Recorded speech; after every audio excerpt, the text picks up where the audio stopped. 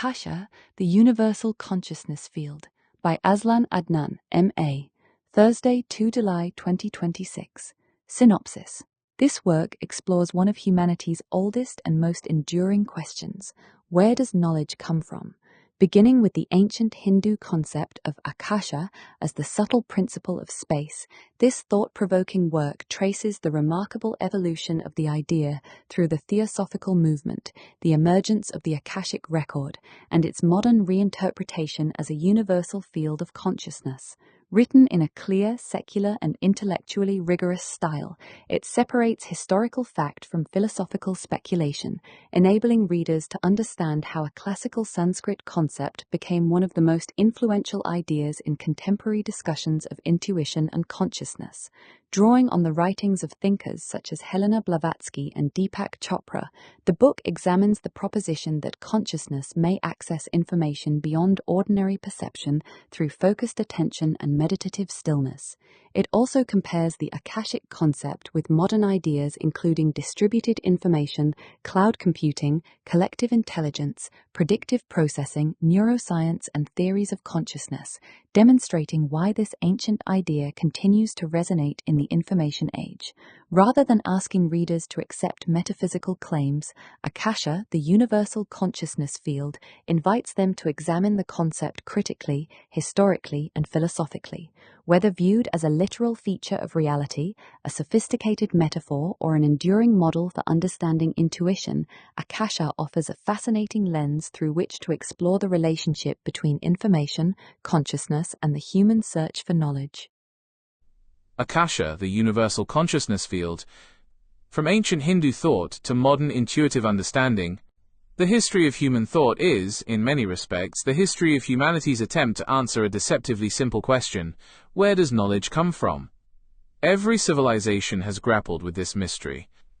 Is knowledge created entirely within the human brain, assembled from experience and reason?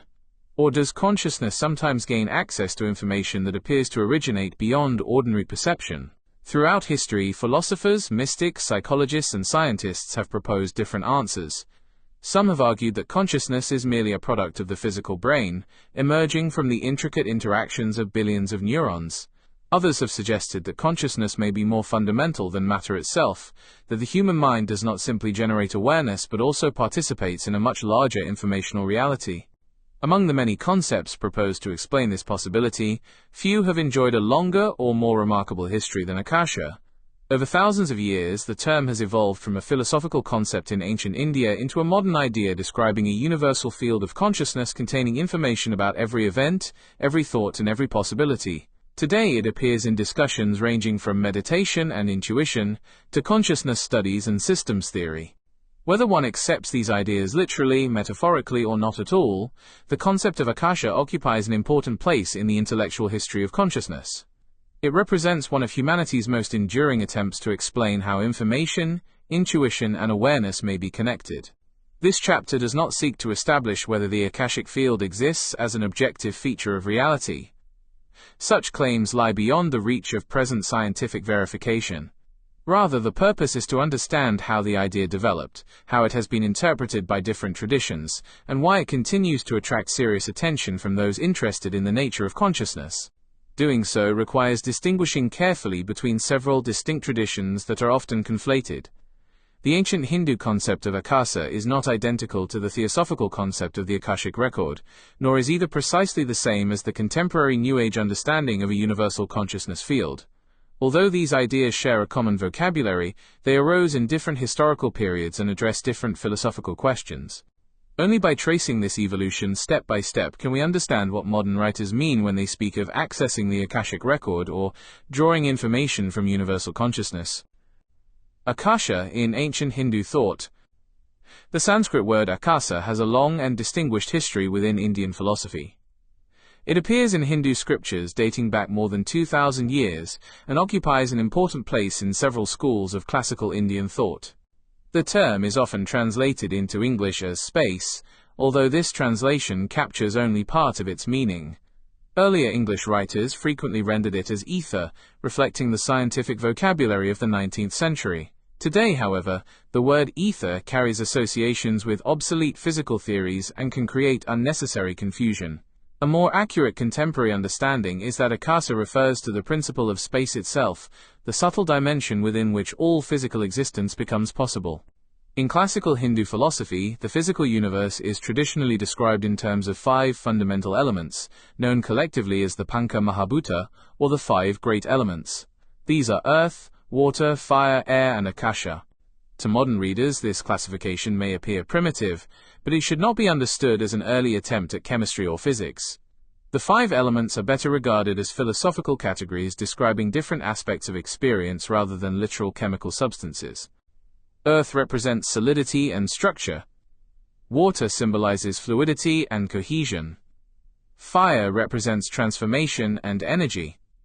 Air signifies movement and dynamism. Akasha, by contrast, represents the dimension within which all the other elements exist and interact. Unlike the other 4 elements, Akasha cannot be grasped directly through ordinary sensory experience. It possesses no shape, color, or tangible form. Instead, it functions as the all-encompassing medium that allows existence itself to unfold. Without space, nothing could occupy a location, movement would be impossible, and physical relationships could not exist. In this sense, Akasha is less an object than a condition of existence. Several schools of Hindu philosophy also regarded Akasha as the medium through which sound propagates. Long before modern acoustics, Indian philosophers associated sound with space, observing that sound requires a medium through which to travel. Consequently, Akasha came to be linked not merely with physical extension, but also with communication and vibration. This subtle association between space and vibration would later prove enormously influential in the evolution of the concept. It is important, however, not to read modern interpretations back into these ancient texts. The classical Hindu understanding of Akasha did not describe an infinite cosmic library containing every event in history or every future possibility. Nor did it portray Akasha as a repository of individual memories or universal information in the sense commonly found in contemporary New Age literature. Those ideas emerged much later. The ancient concept was primarily cosmological rather than informational. Akasha explained the existence of space as one of the fundamental principles underlying the universe. Although deeply philosophical, it was not presented as a database of cosmic knowledge. Recognizing this distinction is essential for understanding how the concept developed over time. Modern discussions often blur the boundary between the original Sanskrit idea and later interpretations, giving the impression that the Akashic Record has always been part of Hindu philosophy. Historically, this is not the case. Instead, the modern concept represents a remarkable reinterpretation that occurred many centuries later, when Eastern philosophical ideas encountered Western esoteric traditions during the 19th century. From philosophy to information, the evolution of Akasha reflects a broader pattern in the history of ideas. Concepts rarely remain fixed across centuries. As cultures interact, ideas are reinterpreted, expanded, and adapted to answer new questions. Ancient Indian philosophers were primarily concerned with understanding the structure of existence. Their discussions centered on the nature of reality, the relationship between consciousness and the material world, and the principles governing the cosmos. By the 19th century, however, intellectual priorities had begun to change. The scientific revolution had transformed humanity's understanding of the physical universe. At the same time, interest in comparative religion, psychology, and mysticism was growing rapidly throughout Europe and North America. Thinkers increasingly sought ways to reconcile scientific progress with enduring questions about consciousness, intuition, and spiritual experience. Within this intellectual climate, the ancient idea of Akasha acquired an entirely new significance. Rather than viewing Akasha simply as the principle of space, some writers began to imagine it as something far more expansive, a universal informational medium in which every event, every thought, and every experience might somehow be preserved. This transformation marked one of the most significant reinterpretations of an ancient philosophical concept in modern intellectual history. The development did not occur within classical Hinduism itself. Instead, it emerged through the work of 19th-century Western esoteric thinkers, who drew inspiration from Indian philosophy while combining it with ideas from Neoplatonism, occultism, and emerging theories about evolution and consciousness. The result was a new conception that would become known as the Akashic Record, an idea that would profoundly influence 20th century spirituality and, eventually, the modern understanding of universal consciousness. The story of that transformation begins with the founding of the Theosophical Society, where an ancient Sanskrit word would acquire an entirely new meaning and begin a second life in the modern world. From AKASHA to the Akashic Record, the transformation of AKASHA from a philosophical principle into a universal repository of information did not occur gradually over many centuries. Rather, it emerged within a specific historical context during the latter half of the 19th century. It was the product of an era in which Western intellectuals were becoming increasingly fascinated by Eastern religions, esoteric philosophy, and the possibility that science and spirituality might ultimately describe different aspects of the same reality. At the center of this development stood Helena Petrovna Blavatsky. In 1875, Blavatsky, together with Henry Steele Olcott and others, founded the Theosophical Society. The society sought to study comparative religion, philosophy, and science, believing that beneath the world's diverse religious traditions lay a common body of universal wisdom. To modern readers, this objective may appear ambitious, even idealistic. Yet it reflected the intellectual climate of the time. European scholarship had begun translating large numbers of Sanskrit, Pali, and Chinese texts. Ideas that had remained largely confined to Asia for centuries were suddenly becoming accessible to Western audiences. Theosophy did not simply adopt these ideas unchanged. It reinterpreted them through a distinctly Western esoteric framework. Hinduism, Buddhism, Neoplatonism, Hermetic philosophy, Gnosticism, and various occult traditions were woven together into an elaborate cosmology intended to explain the evolution of both humanity and consciousness. Within this synthesis, the Sanskrit concept of AKASHA acquired a dramatically expanded meaning. No longer was AKASHA understood merely as the subtle principle of space. It became the underlying medium through which every event occurring anywhere in the universe left a permanent imprint. Every thought, every action, every emotion, and every experience was believed to be recorded within this universal field. This was the birth of what later became known as the Akashic Record. The metaphor of a record is revealing. A record preserves information. It stores events so that they may later be retrieved. According to Theosophical teaching, the universe itself functions in precisely this manner. Reality continually records its own history, leaving nothing permanently lost. One immediately notices how different this concept is from the ancient Hindu understanding discussed in the previous section. Classical Hindu philosophy asked, "What is the nature of space?" Theosophy instead asked, "Could space itself preserve information?" This seemingly modest shift transformed the entire concept. A cosmic memory. The Akashic Record was not imagined as a physical library hidden somewhere in the cosmos. Rather, it functioned as a metaphor for a universal memory embedded within reality itself. Today we might compare this to the distinction between a filing cabinet and a cloud-based information network. A filing cabinet occupies a particular location. Information must be physically stored within it. A cloud network, by contrast, allows information to exist independently of any single device. The information remains accessible even though it is distributed throughout an interconnected system. Although this analogy depends upon modern technology unavailable to 19th century theosophists, it captures the conceptual shift remarkably well. The Akashic Record was imagined not as a place but as an informational substrate, a foundational level of reality in which all events become permanently encoded. This idea proved enormously attractive because it addressed questions that had occupied philosophers for centuries. If consciousness survives bodily death, where is memory preserved? If intuition sometimes reveals knowledge that appears impossible to acquire through ordinary means, where does that knowledge originate? If great creative insights seem suddenly to emerge fully formed, from where do they arise? The Akashic Record offered a single explanatory framework capable of addressing all these questions simultaneously. Whether one accepts the explanation is a separate matter. What matters historically is that the concept provided an intellectually coherent model within the philosophical assumptions of theosophy. Reading the record. Once the idea of a universal record had been proposed, an obvious question followed. Could it be accessed? Within theosophical teaching, the answer was affirmative. Certain individuals were believed capable of perceiving portions of the Akashic Record through highly developed states of consciousness. These states were generally associated with meditation, disciplined mental training, or exceptional spiritual development. Importantly, this was not described as ordinary perception. One does not see the Akashic Record in the same way one observes a landscape or reads a book. Rather, information was said to arise directly within consciousness itself. This distinction would later become central to New Age interpretations. Knowledge is not obtained through the senses. It is received through consciousness. This subtle shift moved the discussion away from supernatural spectacle and towards the psychology of awareness. Even among those sympathetic to such ideas, the emphasis gradually shifted from miraculous visions to intuition, insight, and expanded consciousness. The language became less theological and increasingly psychological.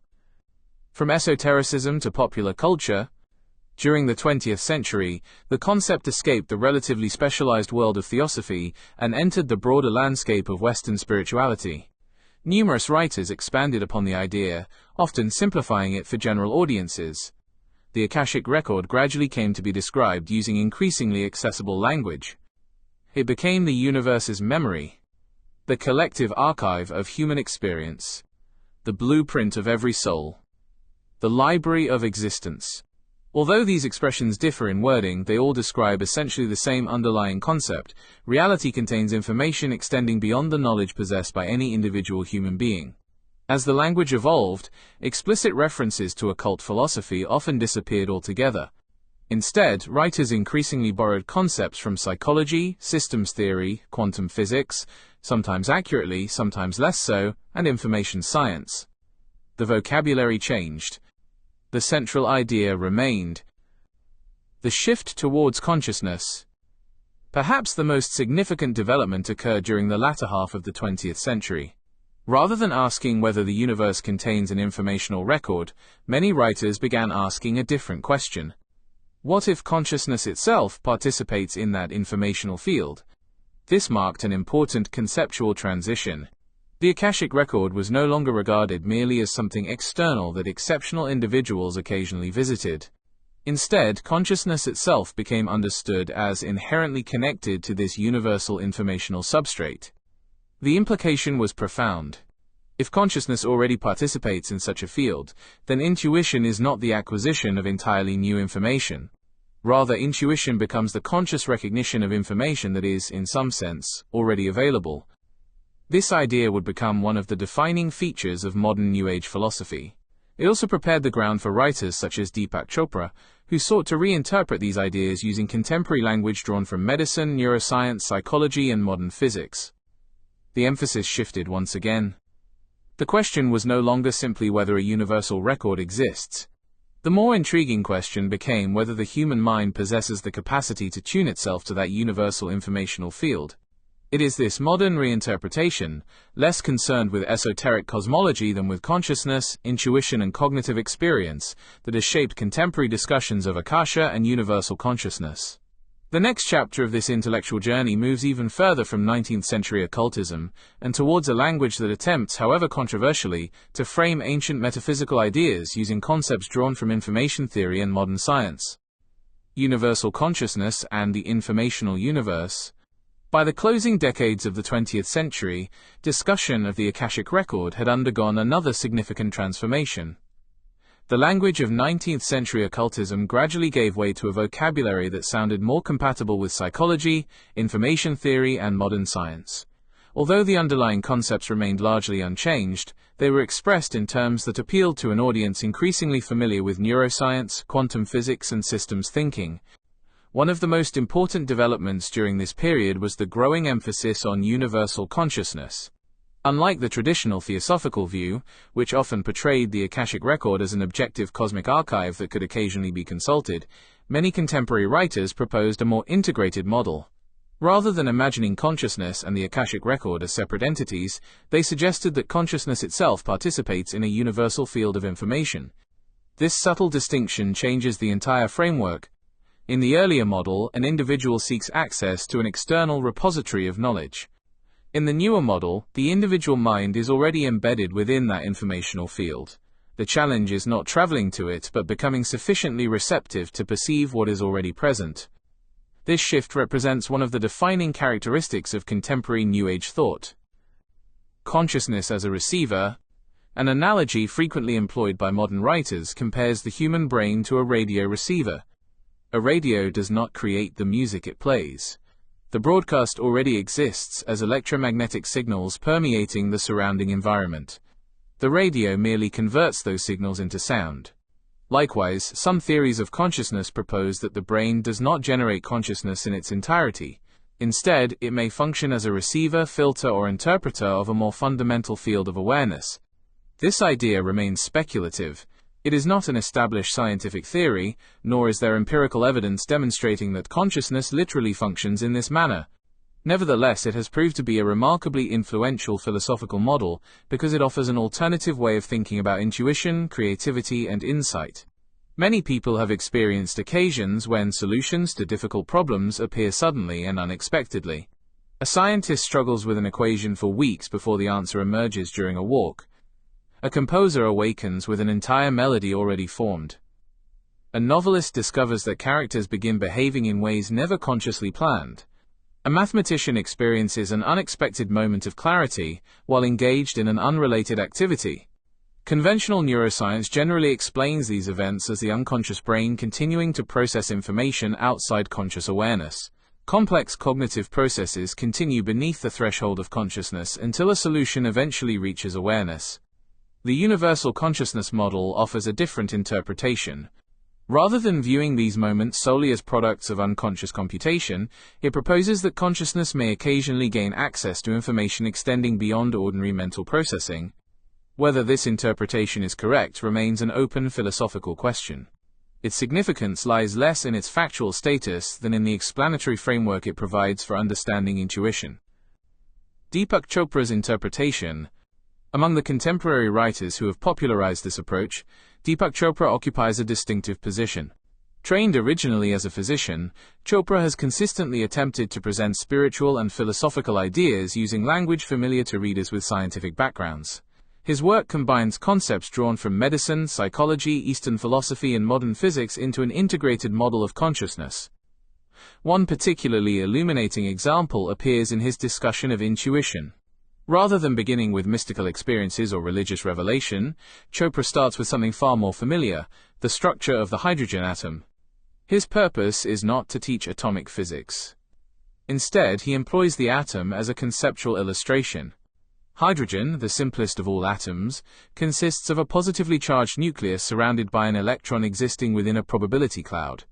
Although introductory diagrams often depict the electron orbiting the nucleus like a miniature planet, modern quantum mechanics describes the electron rather differently. It is more accurate to think in terms of regions of probability than fixed orbital paths.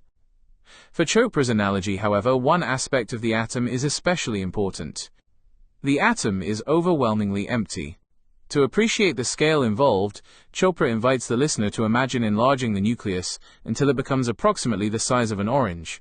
If the nucleus were enlarged to this scale, the electron would be roughly the size of a pea located about 1 kilometer away. Between them would lie an immense expanse of apparent emptiness. The image is striking because it challenges ordinary intuition. Objects that appear solid are, at the atomic level, composed almost entirely of space. Our everyday experience of solidity arises not because matter is densely packed, but because electromagnetic forces prevent atoms from passing through one another. The apparent solidity of the world conceals an astonishing degree of internal spaciousness. Is empty space really empty? Here Chopra introduces his central philosophical proposition. He suggests that the space between atomic particles should not necessarily be regarded as mere emptiness. Instead, he proposes thinking of it as a domain containing information. This is an important point, requiring careful clarification. Modern physics does not describe empty space as literally empty. Quantum field theory, for example, recognizes that even a vacuum possesses measurable physical properties and fluctuating quantum fields. However, Chopra's discussion is not intended as an explanation of quantum field theory. Rather, he employs the apparent emptiness of atomic structure as a metaphor for a deeper informational reality. His argument is essentially philosophical. If the material universe is not as solid as everyday perception suggests, then perhaps information rather than matter occupies a more fundamental position in reality. Within this framework, the Akashic field becomes a useful conceptual model. Instead of imagining a mystical library hidden somewhere beyond the universe, one imagines an informational substrate underlying the universe itself. Matter becomes one expression of reality. Information becomes another. Consciousness, in turn, becomes the process through which that information may occasionally be accessed. Whether one accepts this interpretation is secondary. The important point is that Chopra has reframed the Akashic Record in a way that requires no appeal to supernatural imagery. Instead of celestial archives and invisible books, he speaks of information. Instead of miracles, he speaks of consciousness. Instead of mystical journeys, he speaks of intuition. The vocabulary changes profoundly, even though the underlying philosophical questions remain remarkably similar. This modern language has made the concept of AKASHA accessible to many readers who would never describe themselves as religious or even spiritual. They may reject supernatural explanations while remaining open to the possibility that consciousness possesses capacities not yet fully understood. It is at this point that Chopra introduces what is perhaps the most practical aspect of his model. If such an informational field exists, and if consciousness can in principle access it, how does one improve that access? His answer is unexpectedly simple. The instrument is not an external device. The instrument is the mind itself. The challenge, therefore, is not constructing a more sophisticated machine, but learning to use consciousness with greater precision. It is this transition from the nature of the informational field to the disciplined cultivation of attention that forms the next stage of the argument. There, Chopra replaces mystical language almost entirely with a discussion of focused attention, mental stillness, and the cognitive conditions under which intuition may emerge into conscious awareness. The mind as the instrument. If the Akashic field is conceived as an informational substrate underlying reality, an immediate question arises. How might such a field be investigated? Within conventional science, the answer would ordinarily involve the use of increasingly sophisticated instruments. Throughout history, our understanding of nature has advanced because new technologies have extended the reach of human perception. Telescopes revealed distant galaxies. Microscopes uncovered the cellular world. Particle accelerators exposed the constituents of matter. Each technological advance allowed phenomena previously beyond direct observation to become measurable. Chopra's argument takes a different direction. He suggests that if the informational substrate exists at a level more fundamental than ordinary physical interactions, then instruments constructed from matter may be intrinsically limited in their ability to investigate it. His reasoning is philosophical rather than experimental. Every scientific instrument is itself composed of atoms. Every measurement depends upon physical interactions between the instrument and the object being observed. If the Akashic substrate lies beneath, or is more fundamental than, those physical interactions, then conventional instruments may simply be the wrong tools for the task. Whether this conclusion is correct is open to debate. It is not a proposition established by contemporary physics, nor does it follow inevitably from atomic theory. Rather, it reflects Chopra's broader philosophical view that consciousness cannot be fully understood through material observation alone. Accepting this premise leads naturally to a different conclusion. If external instruments cannot access the informational field, perhaps the appropriate instrument is consciousness itself. This represents one of the defining ideas of modern contemplative traditions. The human mind is not merely the object of investigation. It is also the means of investigation. Meditation reconsidered. The word meditation often carries religious or mystical associations that can obscure its practical meaning. In recent decades, psychologists and neuroscientists have increasingly adopted more neutral expressions, such as focused attention, attentional training, and mental regulation. These terms describe meditation not as a religious practice, but as a disciplined method for cultivating particular states of awareness. Viewed in this way, meditation is less concerned with belief than with cognition. It is an exercise in learning how attention behaves. Most people discover, when they first attempt to sit quietly, that the mind is in almost continuous motion. Thoughts arise spontaneously. Memories intrude. Plans for the future appear uninvited. Emotional reactions trigger further chains of thought. Even when external distractions are removed, internal activity continues almost without interruption. From a cognitive perspective, this continuous mental activity constitutes the normal operation of consciousness. From Chopra's perspective, however, it also presents a problem. If intuition depends upon perceiving subtle information, then incessant mental activity may interfere with that perception. The issue is not that thinking is undesirable. Rather, thinking may become sufficiently dominant that quieter forms of awareness are drowned out. Signal and noise. One of Chopra's most useful conceptual tools is borrowed from engineering. Communication systems are often analyzed in terms of the signal-to-noise ratio. The signal is the information one wishes to receive. Noise consists of unwanted interference that obscures the signal. Anyone who has listened to a weak radio station understands the principle intuitively. The broadcast may still be present, but static makes it difficult to hear. Improving reception involves reducing interference rather than increasing the strength of the broadcast itself. Chopra applies this analogy to consciousness. The signal represents intuitive information arising from the universal consciousness field. The noise consists of the continuous stream of internal dialogue that occupies ordinary awareness. This internal dialogue is not inherently harmful. It enables planning, reasoning, problem-solving, and reflection. Indeed, much of civilization depends upon these cognitive capacities.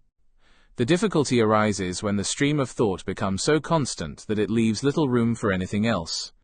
If intuition operates quietly, it may simply go unnoticed. According to Chopra's model, meditation does not create intuition. It creates the conditions in which intuition becomes easier to recognize.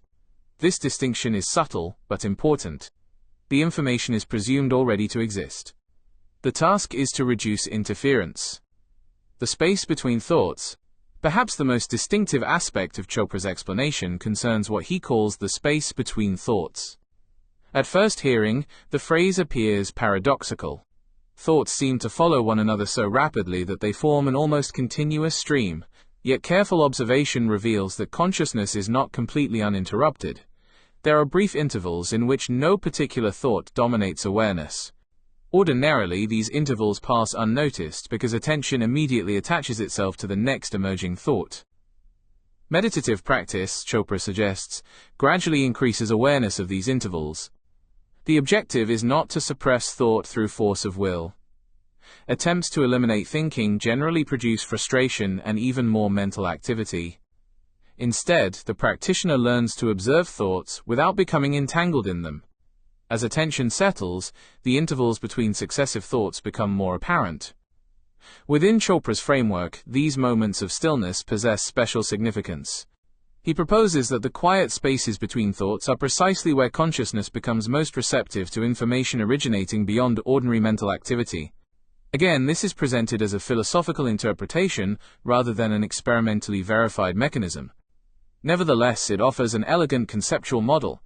Instead of imagining intuition as a mysterious flash arriving from nowhere, intuition becomes the emergence of information into a mind that has temporarily become quiet enough to receive it. Focused attention, rather than passive relaxation, an important misconception should be avoided. The mental stillness described here is not simple relaxation. Relaxation may reduce physical tension, but it does not necessarily cultivate sustained attention. One may be deeply relaxed while simultaneously lost in an endless succession of daydreams. The attentional state Chopra describes is considerably more disciplined. It combines calmness with heightened awareness. In contemporary cognitive science, similar distinctions are sometimes drawn between passive rest and active attentional control. Although the theoretical frameworks differ, both recognize that consciousness can occupy qualitatively different modes of operation. This distinction also explains why meditation often proves more demanding than beginners expect. The challenge lies not in sitting quietly. The challenge lies in maintaining stable attention without becoming absorbed in every passing thought. From Chopra's perspective, this discipline gradually refines consciousness into a more sensitive instrument. Just as a scientific instrument must be carefully calibrated before reliable measurements can be obtained, the mind must likewise be trained if it is to perceive subtle information with greater clarity. Whether one accepts the existence of an Akashic field or regards intuition as an entirely internal cognitive process, the practical implication remains remarkably similar. A quieter, more focused mind is generally better able to detect patterns, recognize subtle associations, and generate insights that might otherwise remain unnoticed. At this point, an interesting convergence begins to emerge. Although Chopra frames the discussion in terms of universal consciousness, many psychologists explain intuitive insight through unconscious cognitive processing. The philosophical interpretations differ, yet both acknowledge that deliberate analytical thought is not the only source of human understanding. The final question, therefore, is not simply whether intuition exists. Few would deny that it does. The more profound question concerns what intuition actually is. Is it merely the product of unconscious neural computation, or does it represent contact with a deeper informational reality extending beyond the individual mind? It is this question that brings us to the broader significance of the AKASHA concept and its enduring place in humanity's attempts to understand consciousness itself. Intuition, consciousness, and the search for knowledge. Whether one accepts the concept of AKASHA literally or regards it as a useful metaphor, it attempts to explain a phenomenon that has intrigued philosophers for millennia: the apparent ability of human beings to know more than they consciously know. Intuition is one of the most familiar yet least understood aspects of cognition. Most people have experienced moments in which the answer to a problem seems to emerge spontaneously, without any conscious process of reasoning. A forgotten name suddenly comes to mind hours after one has stopped trying to remember it. A scientist arrives at an elegant solution after abandoning a difficult calculation. An artist discovers a composition that seems to have appeared almost fully formed. These experiences are commonplace. The disagreement lies not in the experiences themselves but in their interpretation.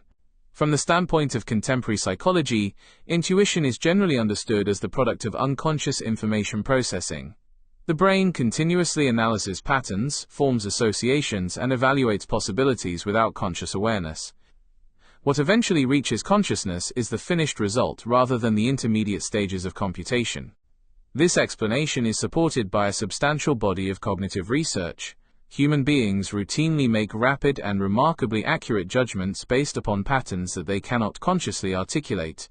Expertise in fields as diverse as medicine, chess, aviation, and emergency response often depends upon precisely this capacity.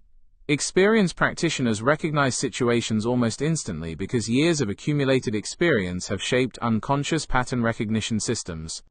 Within this framework, intuition is not mysterious. It is unconscious cognition becoming conscious. The AKASHA model offers a fundamentally different interpretation. Rather than viewing intuition solely as an internal neurological process, it proposes that consciousness may participate in a broader informational reality extending beyond the individual brain. Intuitive insight in this view represents not merely unconscious computation but the conscious reception of information that already exists within a universal field. These explanations are not simply different answers to the same question. They begin with different assumptions about the nature of consciousness itself. If consciousness is entirely generated by the brain, then intuition must ultimately be explained in neurological terms. If consciousness is more fundamental than the brain, then intuition may involve processes that current neuroscience has yet to describe. At present, neither position has been demonstrated conclusively. The question of evidence. Any serious discussion of AKASHA must distinguish between philosophical speculation and empirical evidence. The concept of an informational field containing the complete history of the universe is intellectually intriguing. It has inspired generations of philosophers, spiritual teachers, and writers. However, inspiration should not be confused with scientific verification. To date, there is no generally accepted empirical evidence demonstrating the existence of an Akashic record, as described within Theosophy or contemporary New Age thought.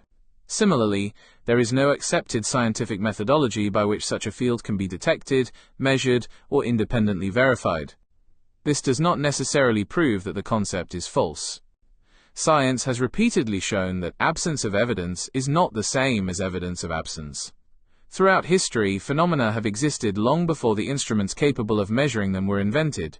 Radio waves, bacteria, and gravitational waves all existed before they were detected.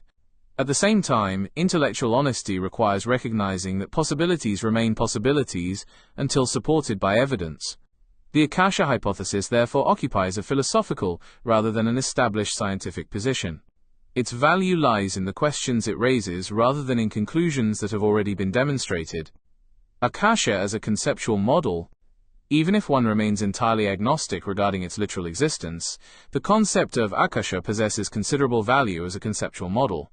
It encourages us to think differently about information. Modern civilization increasingly recognizes that information is as fundamental to reality as matter and energy.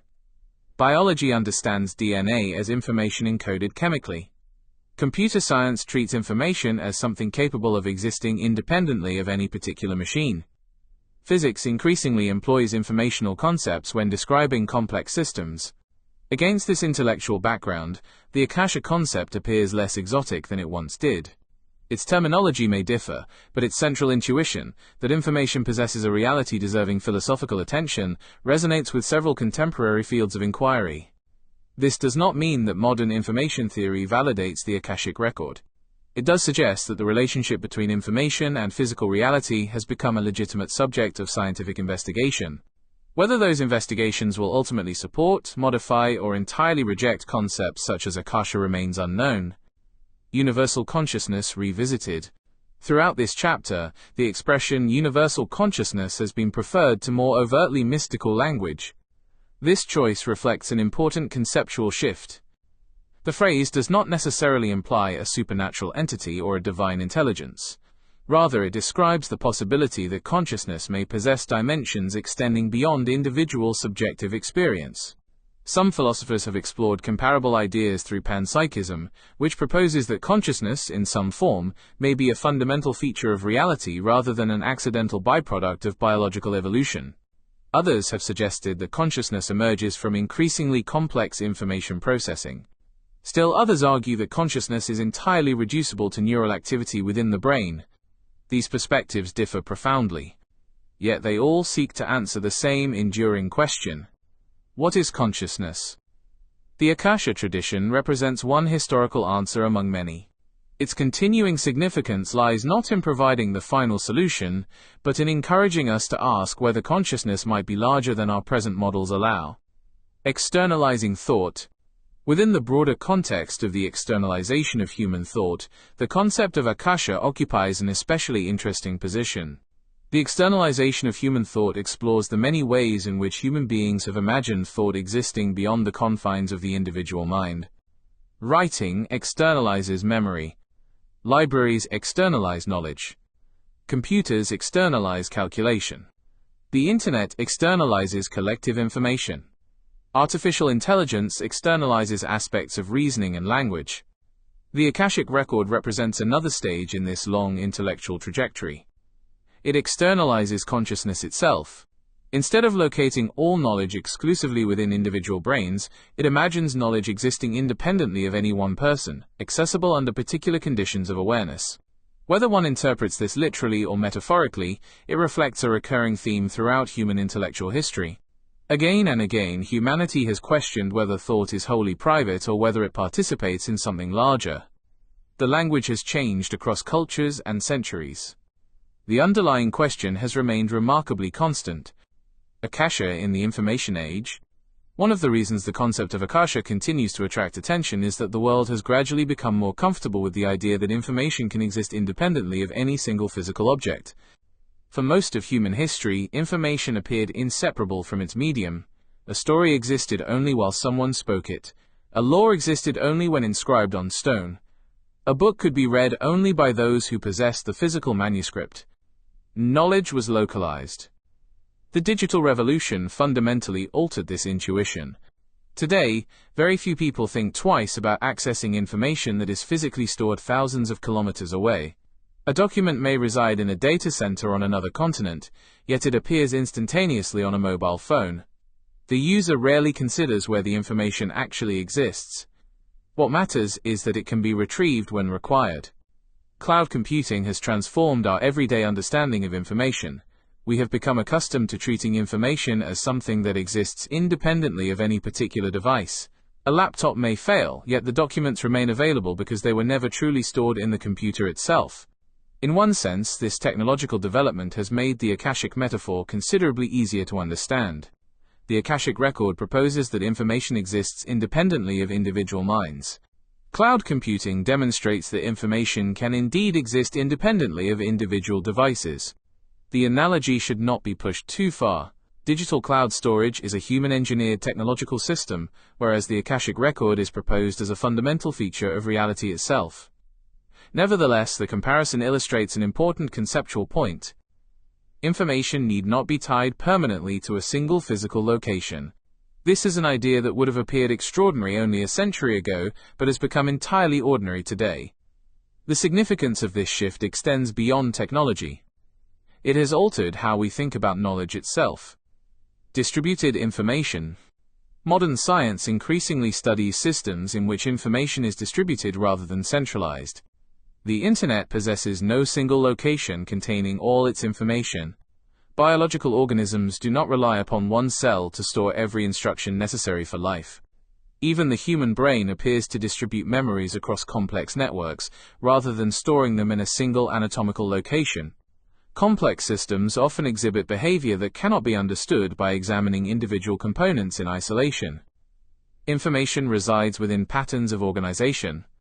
This observation has profound philosophical implications. It encourages us to think less about objects and more about relationships. The Akashic concept similarly invites us to imagine information as a property of reality itself, rather than as something confined within individual minds. Whether this represents physical reality remains unknown.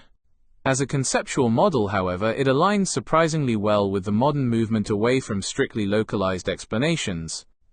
Collective intelligence. Another modern idea bearing comparison is collective intelligence. No single scientist understands all of modern science. No individual engineer comprehends every aspect of the Internet. No physician possesses the entirety of medical knowledge. Instead, knowledge exists collectively. Civilization itself functions as a distributed cognitive system. Libraries, universities, scientific journals, databases, and artificial intelligence systems together form an external network of accumulated human understanding. Each individual contributes only a tiny fraction. The whole vastly exceeds the sum of its individual participants. This observation echoes one of the central themes of this book. Human thought has progressively externalized itself.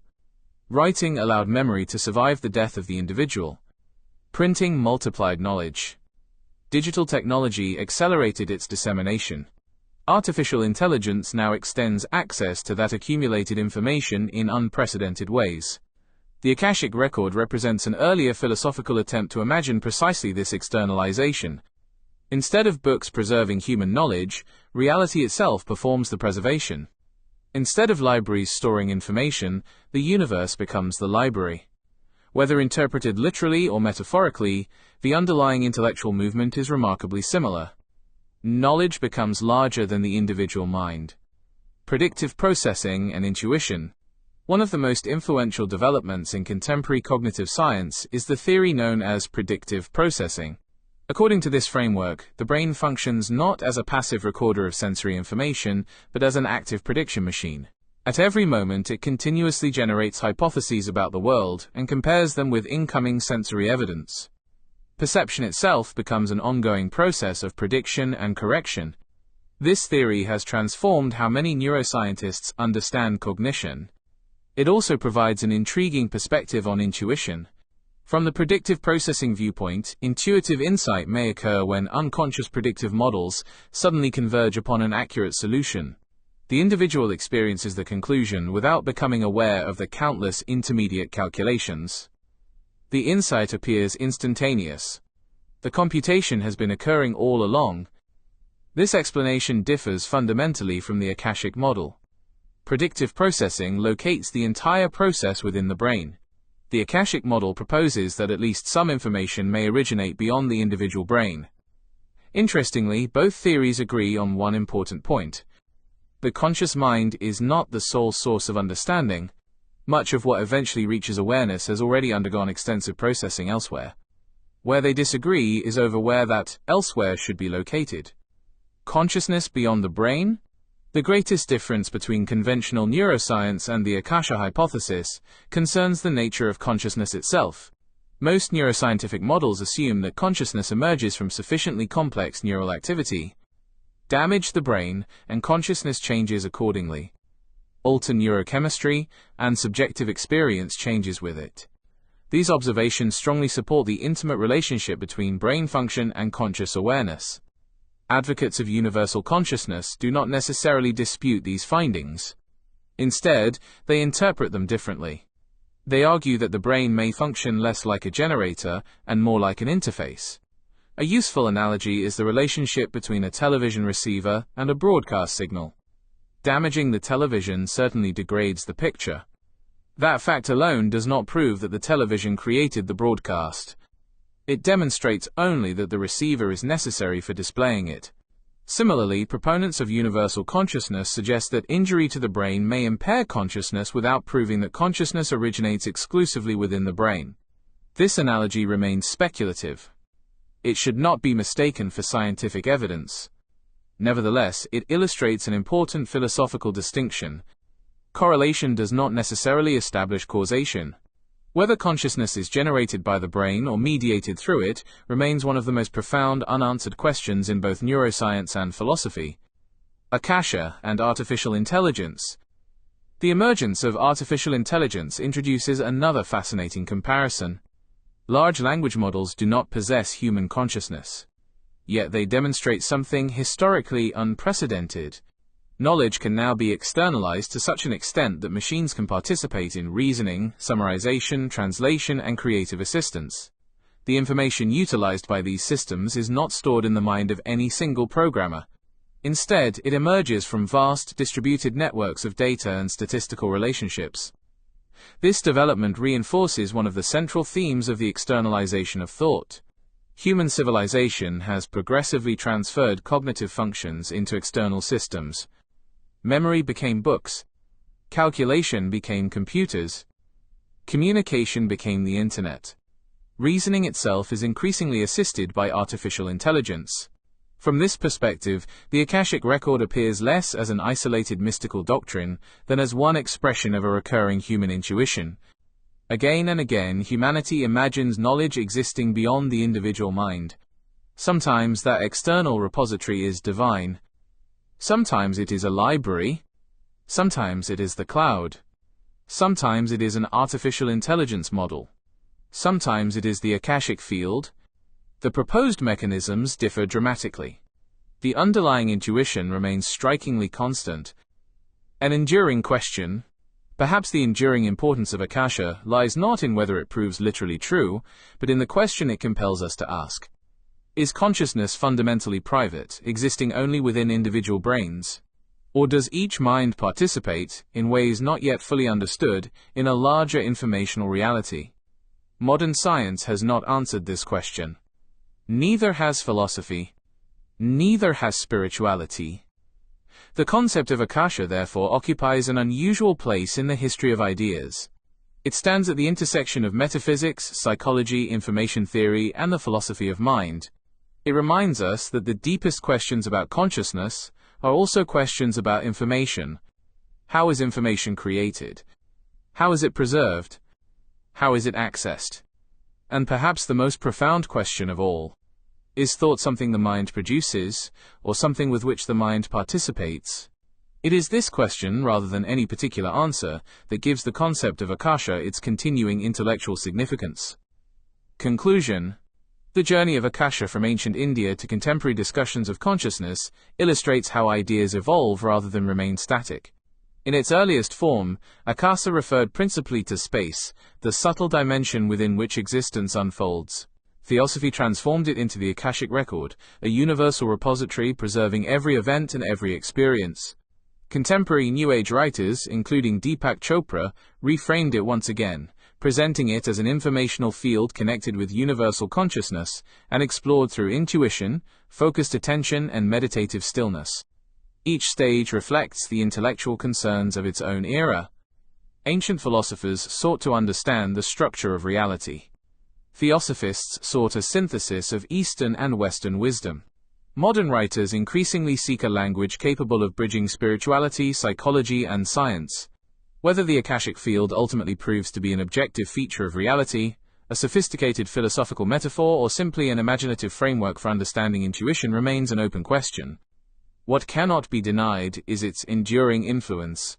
For more than a century, the concept has shaped discussions of consciousness, creativity, memory, and the origin of knowledge. It continues to inspire inquiry precisely because it addresses questions that remain unresolved. How does genuine insight arise? What is the relationship between information and consciousness?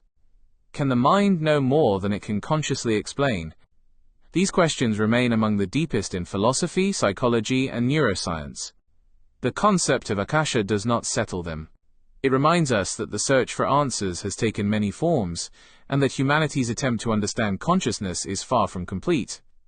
Whether future discoveries ultimately affirm or refute the idea of a universal consciousness field, the intellectual journey that produced the concept of AKASHA remains an important chapter in the history of human thought. The author has placed this work in the public domain. It may be freely imported, exported, shared, distributed, edited, modified, or reformatted without explicit consent from the author. As a visually impaired person, the author asserts his rights under the Marrakesh Treaty to facilitate access to published works for persons who are blind, visually impaired, or otherwise print disabled. 2013, wipo.int. Early bird registration for my September 5th event is valid until July 31st for a minimum donation of 150 ringgit. Made before July 31st, you can attend my September 5th event. All proceeds for all your donations will be used not just for your meal for the day, but also for my various eye treatments and sponsoring some persons with disability to attend the event. From July onwards, it will be 150 ringgit until the end of July. Then in August, it will go up to 200 ringgit. Thank you.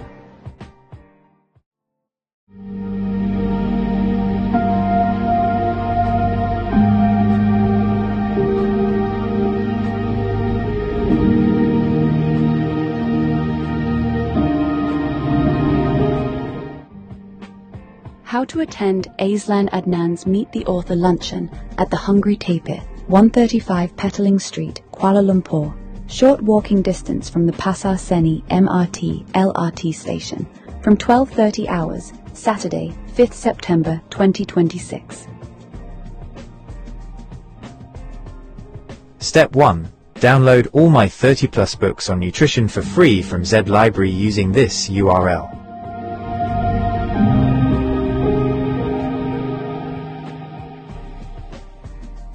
However, there is a limit of 10 downloads a day from Z Library. The workaround is to download them, and 2,250 plus others, from my Optimal Health Community Telegram broadcast channel at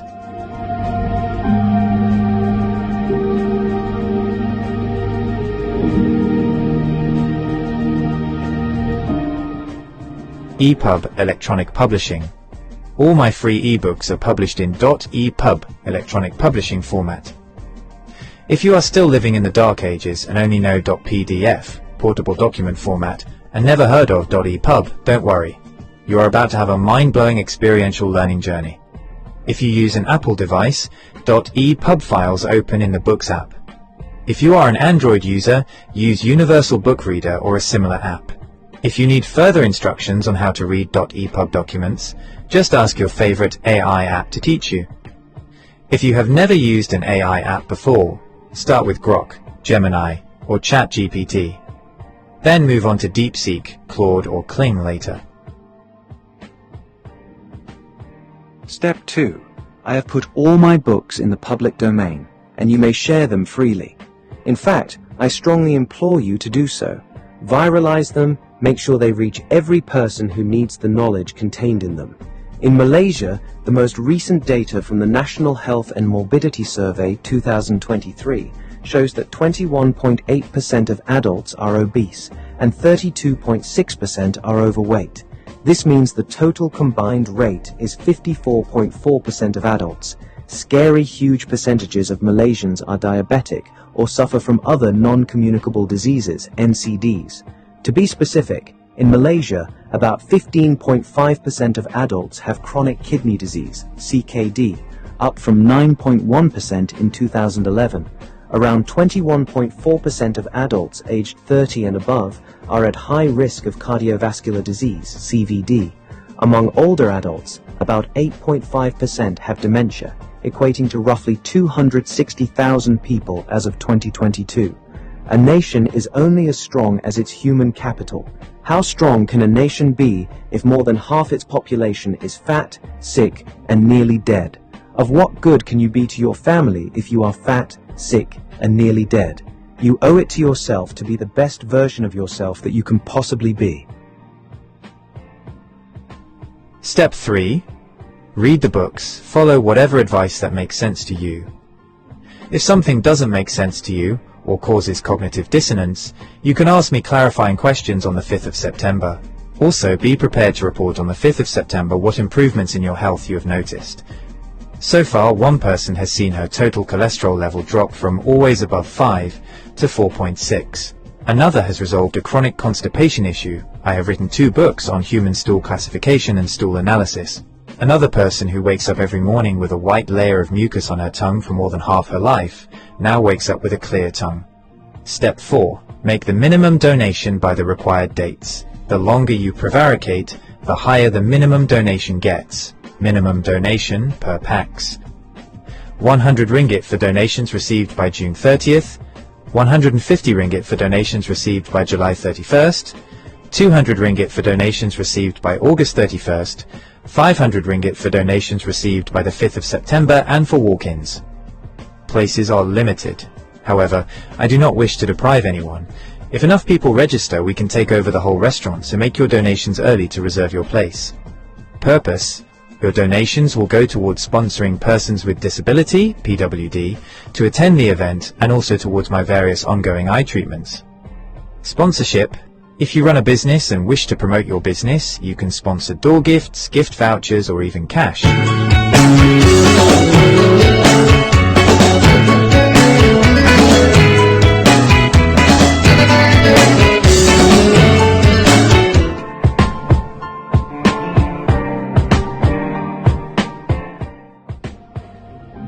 Vegivore Food Therapy proudly presents Ask Me Anything on Nutrition. Your attention please. Vegivore Food Therapy proudly organizes a unique, transformative event on Saturday, 5 September 2026, starting at 12:30 hours at the Hungry Tapir, 135 Jalan Petaling Street, 50000, Kuala Lumpur. For a minimum donation of 100 ringgit, attendees will secure a seat at this rare opportunity. AZLAN ADNAN, MA, polymath and autodidact, will guide the session. A writer and researcher in nutrition science, AZLAN has authored dozens of books on plant-based bioactives, antioxidants, and the chemistry of whole foods. In this session, he will lead a dynamic Ask Me Anything on Nutrition session. All 30 of his nutrition books are in the public domain and are downloadable at the link below.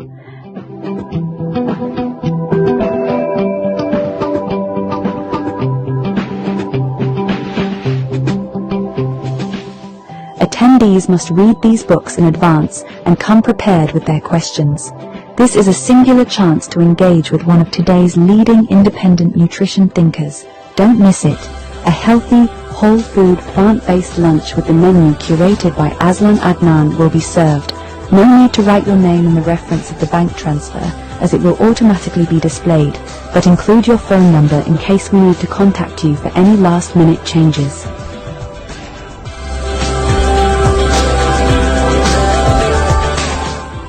We will also celebrate AZLAN's 68th birthday.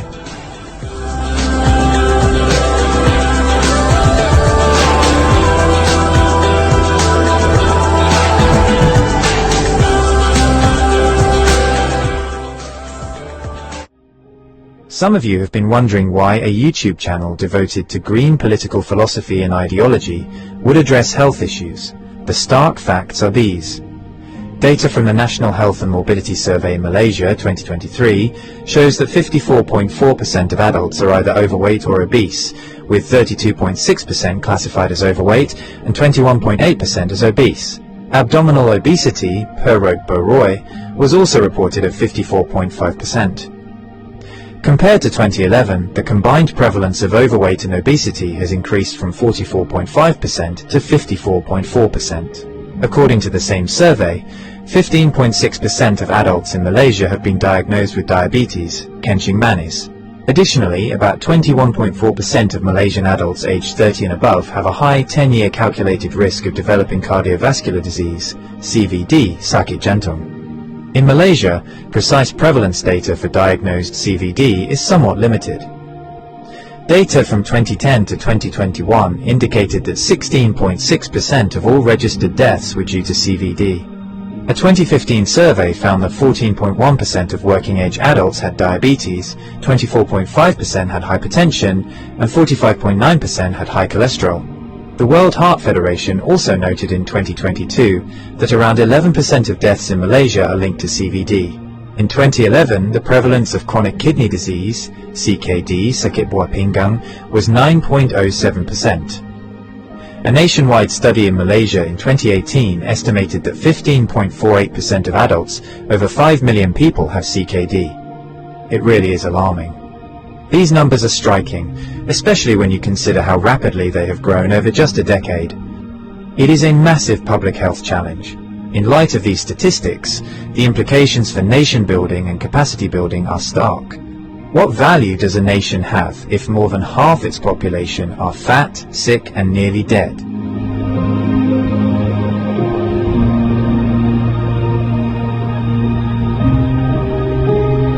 Are you fat, sick, and nearly dead? Well, according to the data from the latest survey, 54.8% of Malaysians are.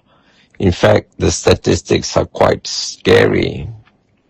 So if you or any of your loved ones are in this high-risk category, don't despair. I have good news for you. I've written more than 30 books on nutrition, and you can download them all for free. The only limitation is you can only download 10 books per day from Z Library. However, you can download almost 2,500 books from my Telegram broadcast channel. I'll give you the link shortly. And if you're overwhelmed by 30 books, in fact, these 30 books, I've designed them so that they could cover the undergraduate syllabus of a nutrition or dietetics course, or the nutritional needs for a medical student. Anyway, if you think you're overwhelmed, you don't know where to start with this book. And then as you progress, you can, go deeper, take a deep dive into the other books. And if you want to meet me to discuss what you've read in the books, you have a chance in September to do so. However, there are 5 places already been taken up, and there are limited seats, so the sooner you register, the sooner you'll reserve a place for yourself. Attendance is by donation, so details are in the following video.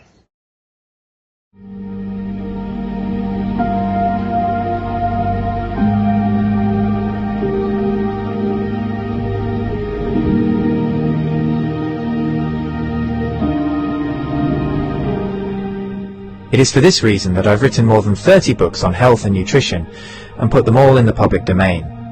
Why nutrition? Because nutrition is the single biggest factor and lowest hanging fruit we can address to improve our health. 80% of our health is influenced by nutrition, which is our biggest exposure to the environment. The others are genetics, at 5%. But even with genetics, the emerging science of epigenetics shows how we can switch off bad genes and switch on good ones with nutrition. The remaining 15% relate to other lifestyle factors, including sleep, meditation, relationships, air quality, and so forth.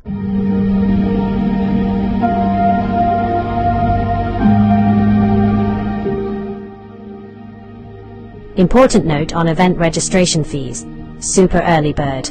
Donation received by the 30th of June 2026. Minimum donation of 100 ringgits. Early Bird. Donation received between the 1st and the 31st of July 2026. Minimum donation of 150 ringgits. Normal registration. Donation received between the 1st and the 31st of August 2026. Minimum donation of 200 ringgits. Late registration. Donation received between 1st to 5th September 2026. Minimum donation of 500 ringgits. All proceeds after deducting third-party costs will go towards AZLAN Adnan's various ongoing eye treatments to hopefully reverse or at least arrest his macular degeneration, cataracts, photophobia, mydriasis, dry eyes, and etc. This is mission critical as, if his vision fails, he'll no longer be able to produce, edit, or upload videos. Your voluntary contributions and donations are a critical success factor. As such, your generosity, empathy, compassion, and kindness are well and truly appreciated. We thank you in advance for your invaluable help and assistance in making this event a resounding success.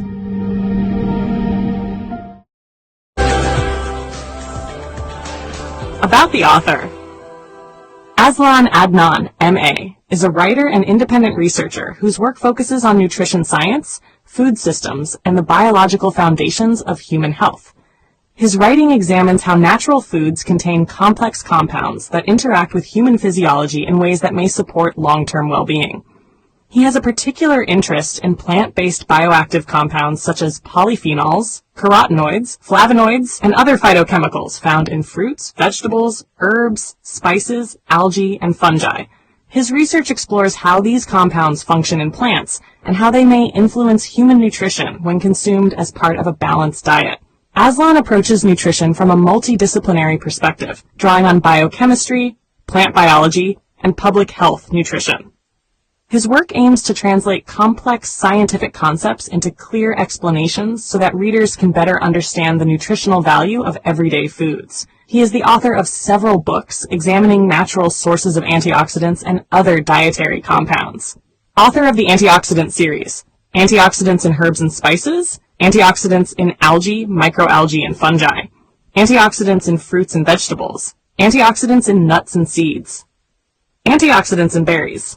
Author of the Nutrient series, Macronutrients, Volume 1, Carbohydrates, Macronutrients, Volume 2, Lipids, Macronutrients, Volume 3, Proteins, Micronutrients, Vitamins, Trace Elements, and Minerals, Anti-nutrients, the hidden blockers in your food, Phytonutrients, the quiet power of plants, Water, the forgotten fourth, a macronutrient you can't ignore.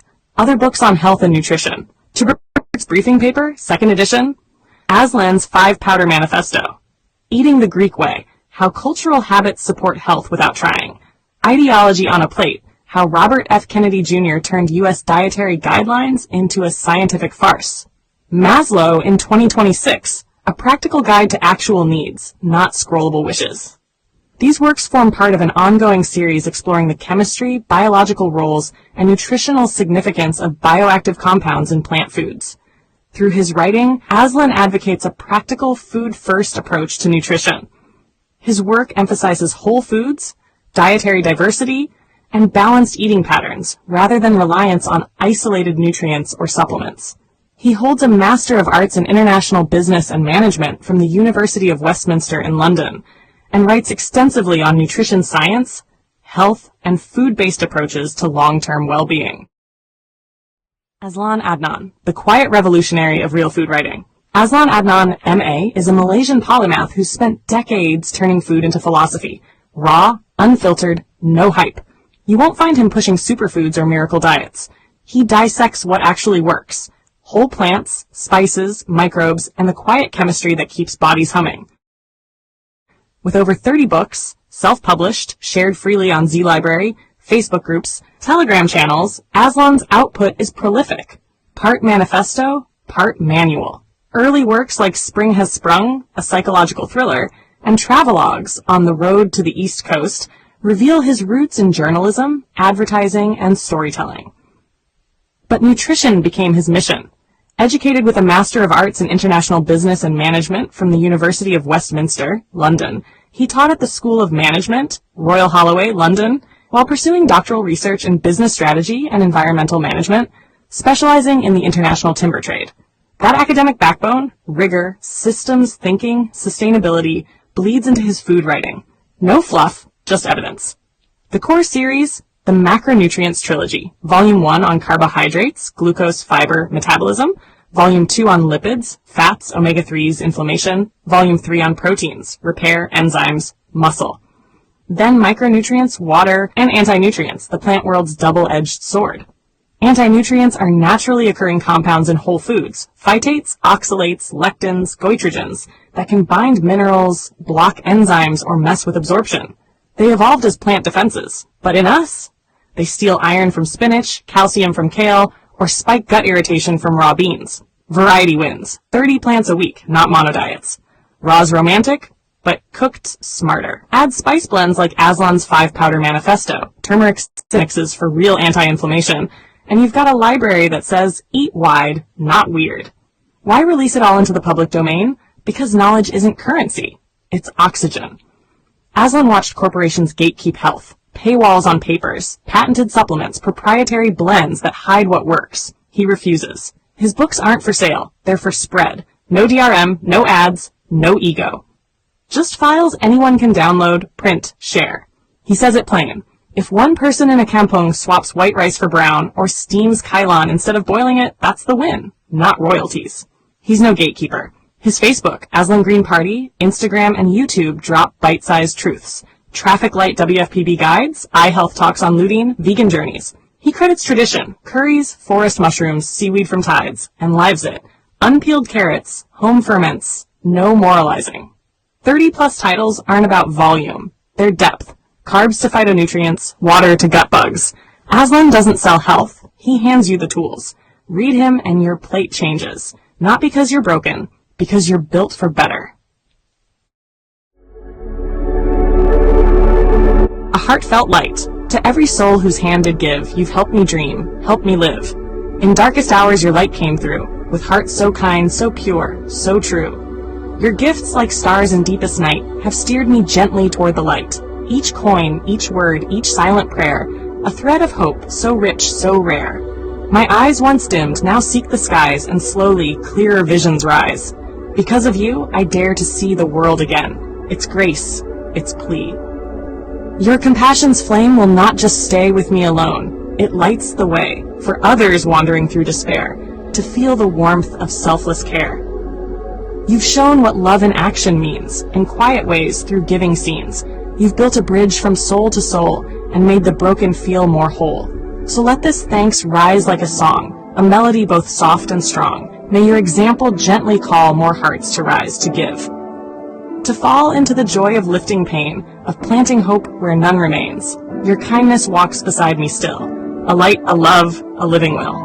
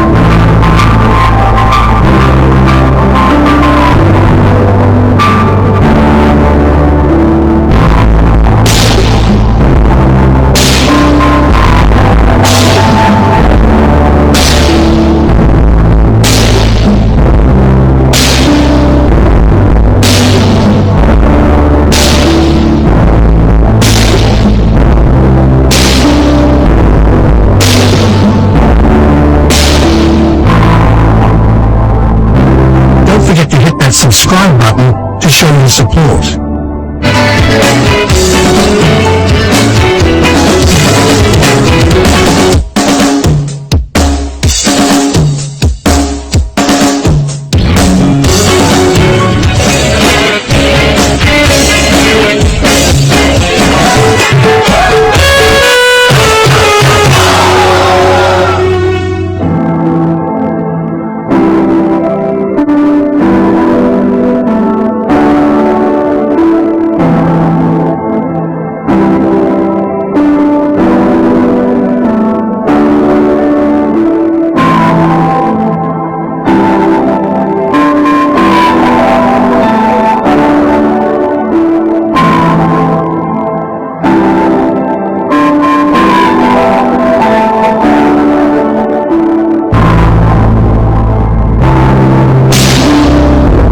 Share your thoughts in the comments below.